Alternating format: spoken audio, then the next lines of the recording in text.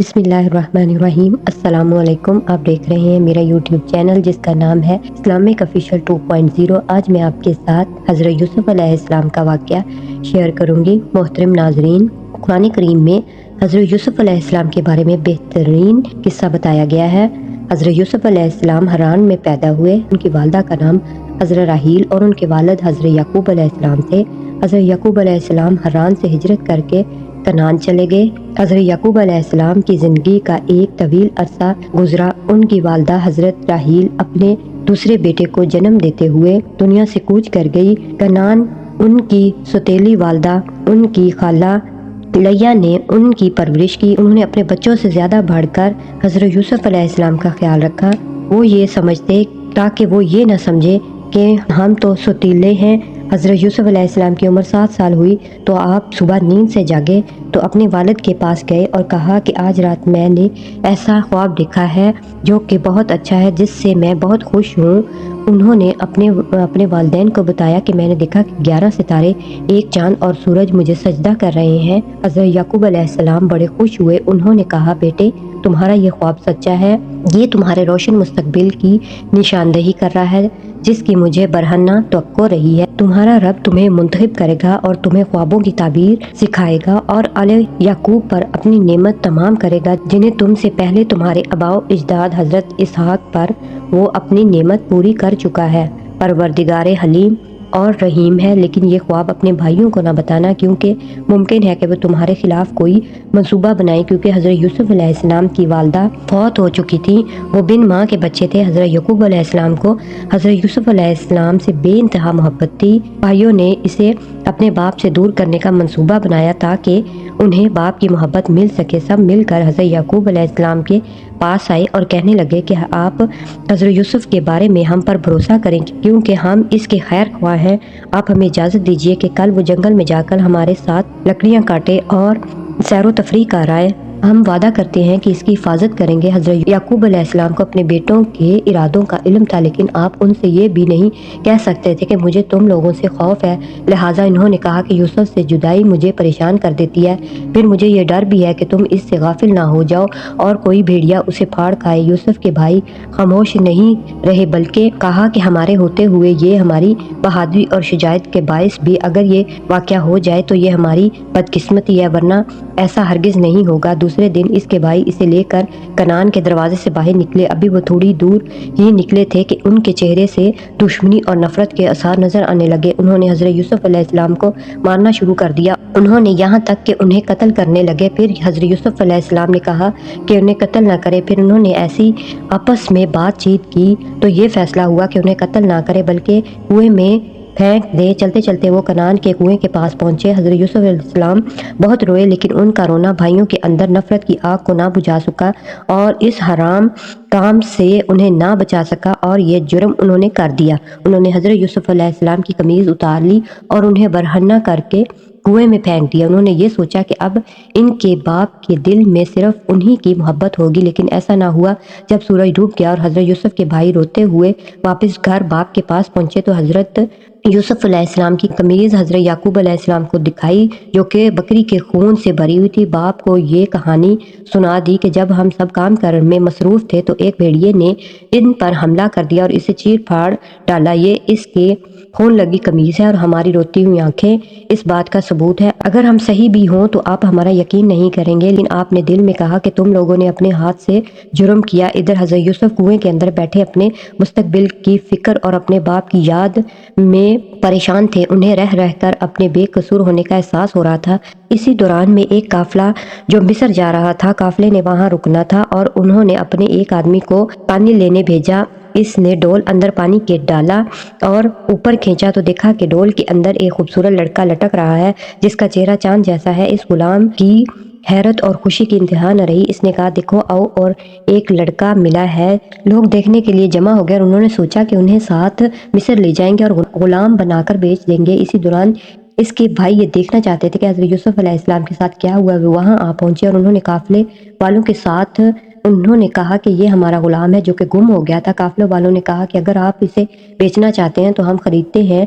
تو بھائیوں نے 20 دینار پر حضرت یوسف علیہ السلام کا سودا کیا اور ان کو قافلے والوں کے سپرد کر دیا۔ انہوں نے کم قیمت میں مصر کے بازار میں بیچا اور ارید مصر جس کا نام موتی فار تھا اس نے اسے خرید لیا۔ اس نے اپنی بیوی سے کہا کہ یہ دیکھو بڑا لائق اور شریف ہے، تمہیں چاہیے کہ اس کا پورا خیال رکھو۔ حضرت یوسف علیہ السلام کو ارید مصر اور اس کے گھر والوں کی نظر میں بڑا مقام حاصل ہو گیا۔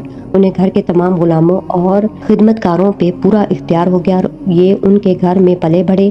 حضرت یوسف علیہ السلام ہر کام ان کی مرضی سے کرنے لگے۔ حضرت یوسف علیہ السلام عزیز مصر میں پلے بڑے۔ حضرت یوسف بہت خوبصورت نوجوان تھے، جو بھی ان کو دیکھتا دیوانہ ہو جاتا۔ عزیز مصر کی بیوی نے جب انہیں دیکھا تو وہ بھی ان کی دیوانی ہو گئی۔ اس کا نام زلیخا تھا۔ وہ ان کے عشق میں دیوانی ہو گئی کیونکہ وہ ان کے گھر میں رہنے لگے تھے۔ وہ انہیں دیکھتی تو دیکھتی رہ جاتی۔ وہ بہت کوشش کرتی کہ یہ بات ان کے دل میں ہی رہے، لیکن ایسا نہ ہوا۔ وہ ہر وقت ان کی یاد میں رہتی۔ ان کے پاس کوئی راستہ نہ رہ گیا کہ وہ حضرت یوسف کو تنہا دیکھ کر اپنا مسئلہ ان کو بتاتی۔ آخر ایک دن مناسب موقع پر اس نے ان کو اپنے دل کی بات یوسف علیہ السلام سے کہہ دی، لیکن حضرت یوسف علیہ السلام کیونکہ نبی تھے جنہوں نے دامن عصمت میں پرورش پائی تھی، آپ نے اس کی طرف سے منہ پھیر لیا، لیکن حضرت یوسف نے توجہ بھی نہ دی۔ اس بات نے انہیں اور بھڑکا دیا۔ ایک محل میں موقع پا کر اس نے محل کے باہر جانے کے سب دروازے بند کر دیے، پھر ان سے درخواست کی۔ حضرت یوسف علیہ السلام نے کوشش کی میں کسی طرح سے باہر نکل جاؤں۔ جب وہ بھاگے تو زیزانے کی بیوی نے پیچھے سے ان کے دامن کو پھاڑ دیا۔ وہ انہیں اپنی طرف کھینچنا چاہتی تھی۔ اسی وقت عزیزان محل جو محل کا بادشاہ تھا، اس نے ایسا منظر دیکھا کہ وہ غصے سے پاگل ہو جاتا۔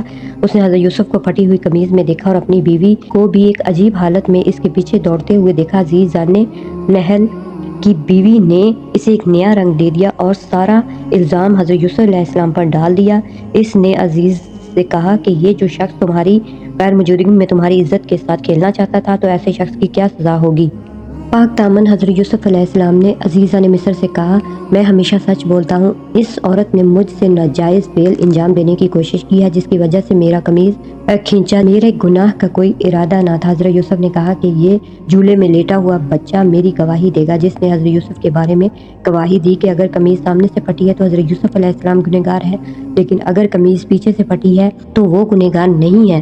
عزیز کی بیوی نے تہمت لگائی ہے۔ اس نے دیکھا کہ قمیض پیچھے سے پھٹی ہے تو وہ سمجھ گیا کہ حضرت یوسف گنہگار نہیں ہے۔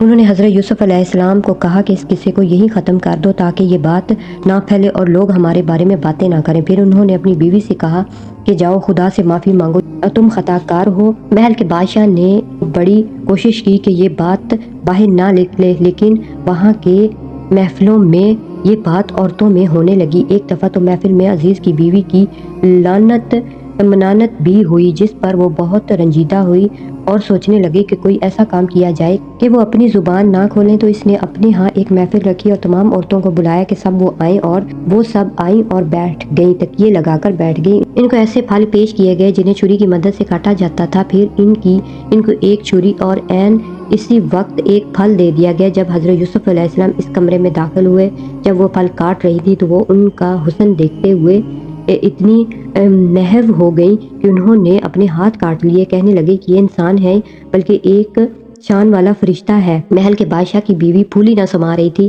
اس کے ہونٹوں پہ خوشی تھی۔ اس نے کہا کہ یہ وہی یوسف ہے جس کے عشق پر تم نے مجھے باتیں کی تھی، لیکن میں نے مختلف اوقات میں انہیں دیکھا ہے، انہیں اٹھتے ہوئے بیٹھتے ہوئے دیکھا ہے۔ وہ میرے گھر میں رہتے ہیں، لیکن وہ پاک دامن ہے، وہ اپنے تمام کام کرتا ہے۔ وہ پھر سے کوشش کرنے لگی کہ یہ میرے جال میں پھنس جائے، لیکن اس کی کوئی چال کامیاب نہ ہوئی۔ وہ بھی بہت پریشان تھے۔ چنانچہ انہوں نے اللہ سے دعا کی کہ یا اللہ مجھے قید کر دیں، اس سے تو اچھا ہے کہ میں قید برداشت کر لوں گا۔ مصر کی بیوی کا شر میرے لیے تکلیف دہ ہے۔ اللہ تعالیٰ نے حضرت یوسف علیہ السلام کی دعا قبول کر لی۔ محل کا بادشاہ یہ جانتا تھا کہ حضرت یوسف علیہ السلام بے گناہ ہے، لیکن پھر بھی اس نے حضرت یوسف علیہ السلام کو قید کروا دیا۔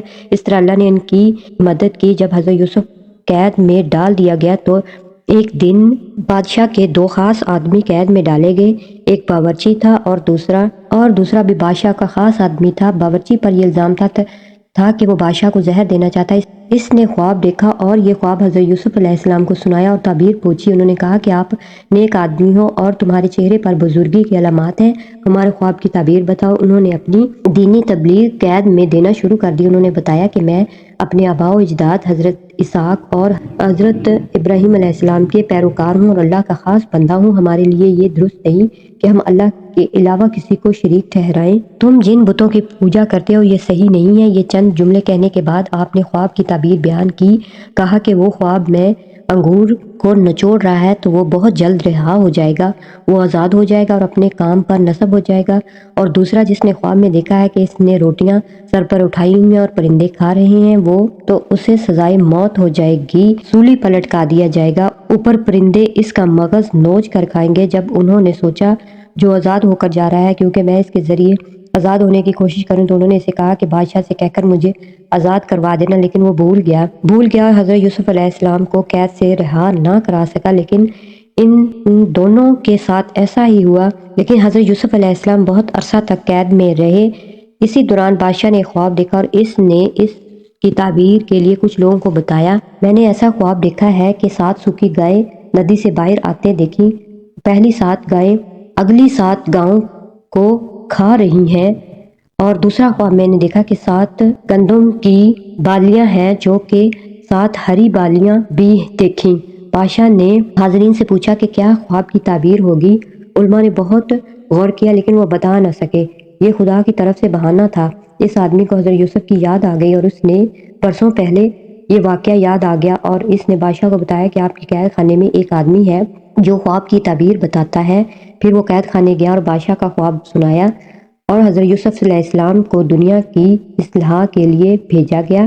تو انہوں نے بتایا کہ مصر میں 7 سال تک فصلیں بہت اچھی ہوں گی اور 7 سال قحط کے ہوں گے، جس میں کہ انہیں قید سے رہا کر لو تاکہ زندگی کی مشکلات کے بارے میں ان سے پوچھ سکوں۔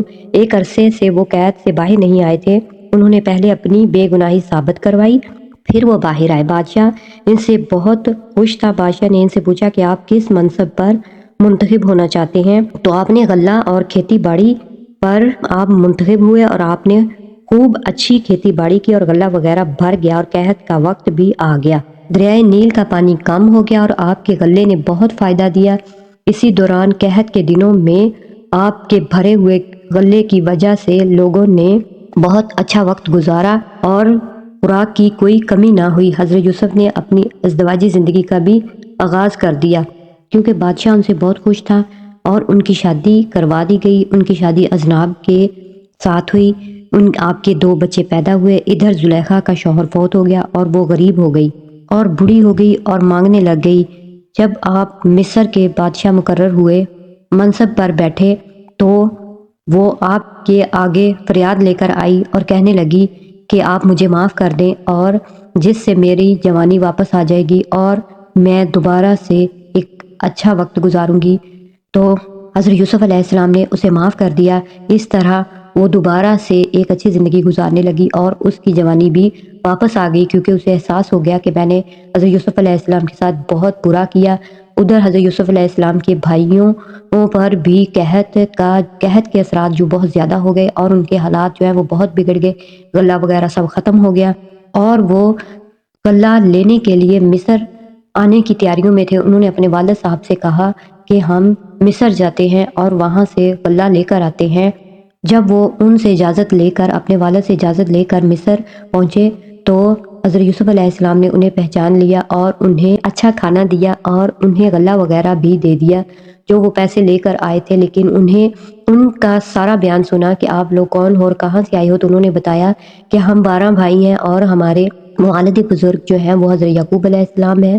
تو انہوں نے انہیں پہچان لیا، لیکن 12 بھائیوں نے حضرت یوسف علیہ السلام کو نہیں پہچانا۔ جب وہ واپس جا رہے تھے تو انہوں نے کہا کہ تو اگلی دفعہ جب آپ نے غلہ لینے کے لیے آنا ہے تو آپ نے اپنے چھوٹے بھائی کو بھی ساتھ لے کر آنا ہے، جو کہ حضرت یوسف علیہ السلام کے سگے بھائی تھے۔ جب وہ واپس آئے انہوں نے آ کر اپنے والد بزرگوار سے کہا کہ انہوں نے حضرت یوسف علیہ السلام نے ہماری بہت خدمت کی اور ہمیں غلہ وغیرہ دے دیا اور ہمیں پیسے بھی واپس کر دیے۔ تو حضرت یعقوب علیہ السلام بہت خوش ہوئے اور انہوں نے حضرت یعقوب علیہ السلام سے کہا کہ وہ کہتے ہیں کہ اپنے چھوٹے بھائی کو ساتھ لے کر آئیں تب ہم انہیں اور مزید غلہ دیں گے، اگلی دفعہ آپ کو غلہ تب ملے گا۔ تو حضرت یعقوب علیہ السلام ڈر گئے کہ یہ نہ ہو کہ یہ بھائی جو ہے نا، جو انہوں نے حضرت یوسف علیہ السلام کے ساتھ کیا، یہی وہ رویہ جو ہے وہ اس کے ساتھ بھی نہ کریں۔ لیکن بھائیوں نے کہا کہ اگر یہ بھائی ہمارے ساتھ نہیں جائے گا تو ہمیں اگلی دفعہ غلہ نہیں ملے گا۔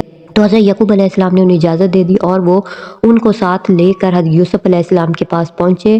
حضرت یوسف علیہ السلام نے ان کو پہچان لیا اور سب کو دو دو کر کے کھانا دیا اور وہ ایک بچے تو حضرت یوسف علیہ السلام نے ان کو اپنے ساتھ بٹھا لیا اور اپنے ساتھ کھانا کھلایا۔ رات کو سونے کا ٹائم آیا تب بھی آپ نے سب کو دو دو کر کے ایک ایک کمرے میں سلایا اور انہیں اپنے کمرے میں سلا لیا۔ اور رات کو جب اندھیرا پھیل گیا تو حضرت یوسف علیہ السلام نے اسے بتایا کہ آپ میرے بھائی ہو۔ تو وہ بہت خوش ہوئے کیونکہ وہ حضرت یوسف علیہ السلام کو رو رو کر یاد کیا کرتے تھے۔ جب واپسی کا وقت آیا تو حضرت یوسف علیہ السلام نے اپنے بھائیوں سے کہا کہ بھائیوں کو جاتے ہوئے جب رخصت کیا غلہ وغیرہ دے کر تو ان کے سامان میں ایک پیالہ رکھ دیا سونے کا اور اپنے درباریوں سے کہا کہ ان کی تلاشی لو۔ جب ان کی تلاشی لی گئی تو ان کے سامان میں سے وہ پیالہ مل گیا تو انہوں نے کہا کہ آپ لوگوں نے چوری کی ہے، حالانکہ آپ کے ساتھ اتنا اچھا رویہ کیا گیا۔ انہوں نے کہا کہ نہیں، ہم نے چوری نہیں کی، نہ ہی ہمارا کوئی ایسا ارادہ تھا۔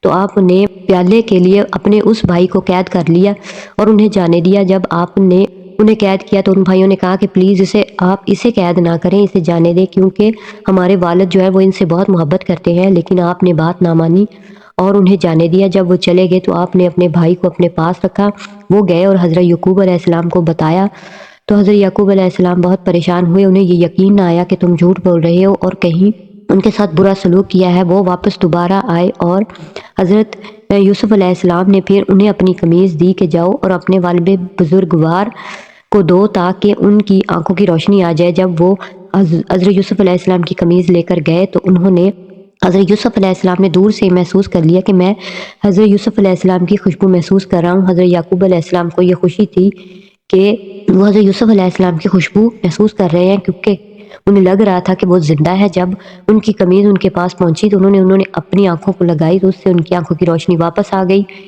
اور وہ دوبارہ اس اپنے بیٹے کو لینے کے لیے حضرت یوسف علیہ السلام کے پاس آئے۔ تو حضرت یوسف علیہ السلام نے کہا کہ آپ لوگوں نے مجھے مارنے کی کوشش کی، آپ نے انہیں ان کے جرم کا احساس دلایا۔ اس طرح انہوں نے حضرت یوسف علیہ السلام سے معافی مانگی۔ حضرت یوسف علیہ السلام کے والد حضرت یعقوب علیہ السلام حضرت یوسف علیہ السلام کو دیکھ کر بہت خوش ہوئے اور 11 بھائی اور حضرت یعقوب علیہ السلام سب سجدے میں گر گئے۔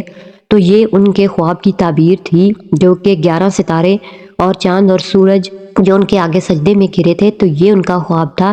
تو امید ہے کہ آپ کو یہ ویڈیو پسند آئی ہوگی۔ اسی کے ساتھ ہی مجھے اجازت دیں، کل ایک نئی ویڈیو کے ساتھ پھر ملاقات ہوگی۔ اللہ حافظ۔